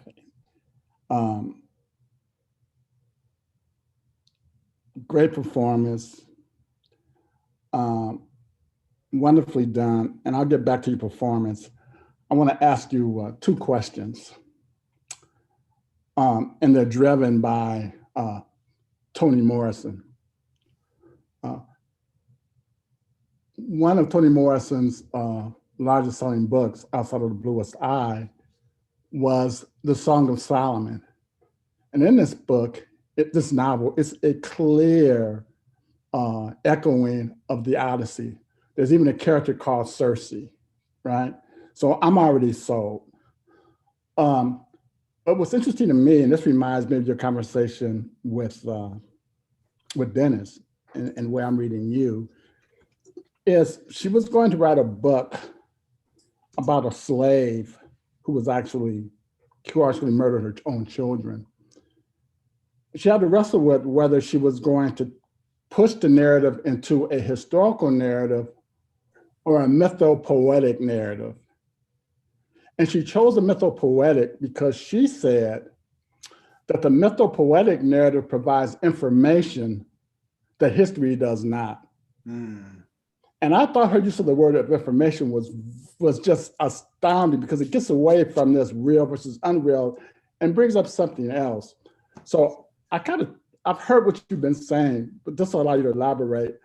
What kind of information do you think it provides the Odyssey in a way that's productive? And this may be an opportunity for you to talk about, refer to Michael White's book, Maps of Narrative Therapy, because here, much as, and what I like about Dennis's work is you're not talking about what language is, you're talking about what language does. Mm. And that's what I'm interested in as a rhetorician who's a philosopher, what language does. So you can take that and do with it what you will. Okay. Right? How do you respond to this notion of the mythopoetic as information? Yeah. So, okay. And now my second question that I want to answer, and actually this is why I'm so enamored with your performance. We both know that in the academy or in the universities, classical literature or the classics are under some kind of pressure, right? And one of the pressure points is, and as you know, there was this moment in January 2019 where Daniel Peralta, who's a marvelous scholar, who happens to be Haitian, he said that the whiteness of classical literature gets in the way of it doing a certain kind of work. And I loved how you actually opened the space for this discussion because you talked about your own whiteness, you talked about your own class. And when you began the story, you didn't offer it as a disembodied kind of narrative. You talked about your father, right? And I very much appreciate it because it made it an embodied kind of discussion rather than this kind of academic, well, I'm distanced from it. So that you brought that up, what I want to ask you about is Mary Beard in Woman in Power talks about how in the first book,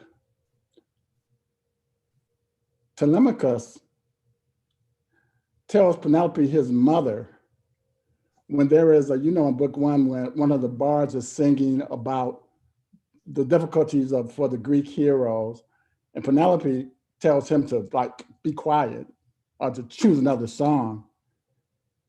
Telemachus tells his own mother, no.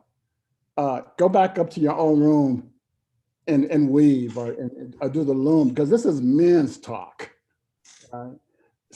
Public speech is for men. So Mary Beard argues that this is the first moment of men telling women in the Western imagination to shut up. So, and again, I'm glad you opened up this discussion because I was going to ask you, having no idea that you would just make, that you would make this notion of agency so palpable. So I really appreciate that, and I thank you for it.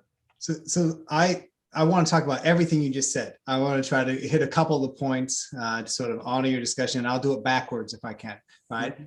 So in the Iliad, Hector tells Andromache to go back to her weaving too, right? So I think, first point in literature maybe, but Telemachus is experimenting with performing masculinity, but it also starts a theme of marginalizing Penelope because she's a woman, right? And I think that often Penelope is seen as like this heroine figure, but I actually see her as a tragic figure. She's like, her desire, her personality exists only to glorify Odysseus in his return. So I take a really dim view. She's just she is this, masculine ideal. So to dial it back, then to talk about sort of my performance of my positionality. I know Daniel Padilla-Peralta, and I think that he's brilliant. And I think he's pointing to something that's essential. As scholars, right, we're taught to say, oh, we're objective. But objectivity is nonsense, because our engagement with the world is through 5 senses that we can't test with each other, right? I can't taste a color, right? I can't see a smell. And just in the same way, you and I might see and hear the same thing completely differently because of our experiences in the world. And that means our experiences as embodied people in a racialized society. So I think that by owning positionality and explaining it up front, and by showing my subjectivity, I get closer to being objective, or at least creating an objective space where I can talk with people who don't have my experiences and invite them to do the same. And I've learned the value from this from teaching. And so I'll just give you a simple example here. I realized early in my years of teaching that women, especially women of color, read male characters much better than white men read female characters, right? And I said, well, what is this? And then I read about standpoint theory from feminism, right? Which is the basic idea that if you're lower down on the hierarchy, on the cultural hierarchy, to survive, you have to be able to read the minds and intentions of people above you, right? And so what this means is that, people like me are generally really shitty at empathizing with people who are not like me, right? Whereas other people, right? A woman is better at anticipating my needs and desires because our society is structured that way. So that's a really simple thing where I found that that people who are marginalized by our society tend to be better readers in my experience of teaching. And so that changed the way I really started to read and teach. And I get in trouble by saying that all the time on hiring committees. And as a professor, people are like, well, you're a racist. I'm like, well, aren't we all, right? So that's, I'm going to then dial back then to your comment about Toni Morrison. So I had the opportunity this year, there's a group of classicists, Black classicists who run a group called EOS Africana, which really focuses on Black classicism and the experience of sort of rereading the classics through Black voices, especially American ones and Afro-Caribbean. And we read together Toni Morrison's essay, Unspeakable Things Unspoken. And when she talks about myth and mythopoetics, is persuasive. But when she performs an interpretation, so in that essay, her interpretation of Moby Dick as an abolitionist narrative is one of the most brilliant, persuasive readings that I didn't believe before that I've read in years, right? So when Toni Morrison talks about mythopoetics, for me, she's also echoing Aristotle, who says that myth is better than history, because history is particularized, whereas myth is generalized and everybody can see a part of themselves in it. So the power of mythohistory is you give someone just enough detail that they follow you, but you leave enough space for them to write themselves into it, right? And get more out of it. And then you meet them, author and audience meet in that blended space, right? Where you create something together. And I think that, so that, when in Song of Solomon, Toni Morrison weaves, to go back to that metaphor, different cultural narratives in a powerful way that speaks differently to different audiences. Again, in that same essay, she talks about using Black American vernacular, right? And traditions in a way that you never imagine a powerful novelist to be able to do. Like when I read that, I was like, novelists are this good? Right? As a Homerist, like I'm prejudiced towards poets, right? And then, a great artist like Morrison speaks to multiple audiences at the same time. And that's really what's going on with the mythopoetics, is creating that space where people can meet. Well said and well done, Joel. Thank you. Gosh, did I just hear Morrison, Moby Dick, and the Odyssey in the same breath? I might as well have said, Dennis Slattery, please. This is a I'd love to hear movable your thoughts. feast, Joel and Forrest, for bringing those in. I just want to make two comments, and I'm watching the clock, so I won't take a minute. What the conversation helped me understand, I think maybe for the first time, or maybe I'm finding a language for it. At the end of the Odyssey, if if one gives some privilege to the oath itself, then the hero Odysseus has been assassinated. He's not the hero at the end of the Odyssey. The oath is, and the hero, the heroes of the oath are the two communities at war with one another who have found in language, because Athena has said, swear an oath to one another and stop this damn warring. And that's where it ends at the end of book 24. So I'm seeing that Homer has assassinated the hero, Odysseus, and installed in his place the oath structure in which language itself is heroic. Anyhow, I wanted to share that. And then just a quick observation. Will brought up Jim Hillman, who has influenced so many of us. And I can't remember if it was something he wrote, Joel, or he said, but his comment was, I'm fine with the Gideon's Bible in the dresser drawers of hotels and motels, at least through the United States. But he said next to it ought to be Homer's Odyssey, because the people staying in those hotel rooms and motel rooms are either on their way from home or they're heading back to home. And I thought that was brilliant. So I wanted to share that with all of you, but to Joel. Yeah. So, but Dennis, my wife's originally from India, and when we go back, we tend to stay in hotels instead of with family, just because there are kids. And in one of the hotel drawers, there was the Bhagavad Gita, the Quran, the Book of Mormon, and the Gideon Bible. And next time I go, I'll leave the Odyssey there, right? But what you're mentioning, at the end, the oath is an institution. Right. It is, we could go Max Weber with it and say we're moving from charismatic and traditional leadership to bureaucratic leadership, or we could say something simpler, which is that to go back to what Zaman said, there's no good or evil in Greek epic at the beginning, but you have to create it by the end. Right. And so the oath is really, as part of institution making in Greek epic, an effort to create things that are better than we are, right? Create methods for adjudicating our crises and creating like a social fabric that's not dependent upon the strength and goodwill of a single person. That's it. So it's a communal shift from the individual heroic to the communal. I'm going to still use the word heroic, but it gets relativized from the Odyssean heroic. So thank you, Joel. Thank you. Wow, Joel, beautiful evening with us. Thank you, Dan. The word that comes to my mind that I want to leave us with is service. That when we do the Myth Salon, when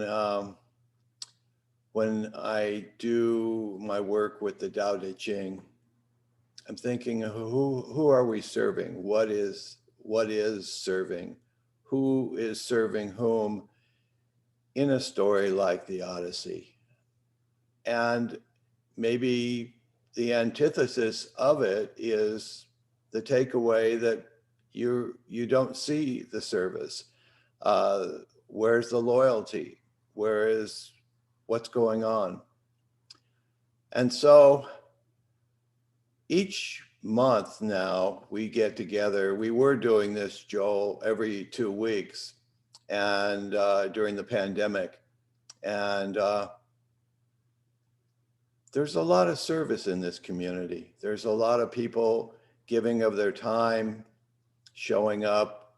We make a video after this and we share it and distribute it. And the community builds because everybody gives what they have just what we do. So I really thank you. I think you've just been immensely gracious, scholarly. I wish I had professors like you when I was studying, when I was, oh, so long ago. And I would like us just to think about service as I give us a moment of silence as we go forth. And let's figure out who and what our world is about.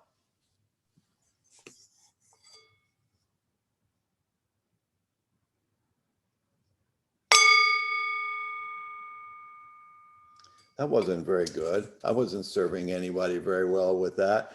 That's why I have this pot holder down here. All right, one more time.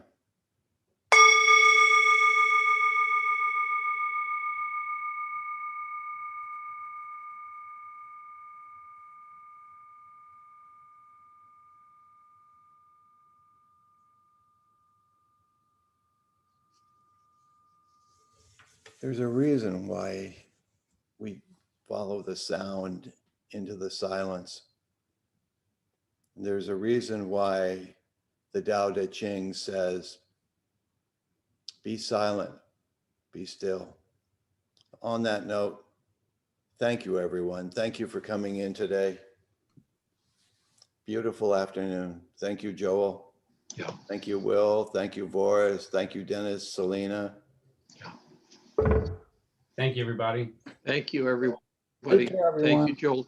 Wonderful evening. Wonderful. Well done. Take care. Ciao. Bye. Thank you for having me. All right, Joel. I'll write you soon and we'll get you a copy of this.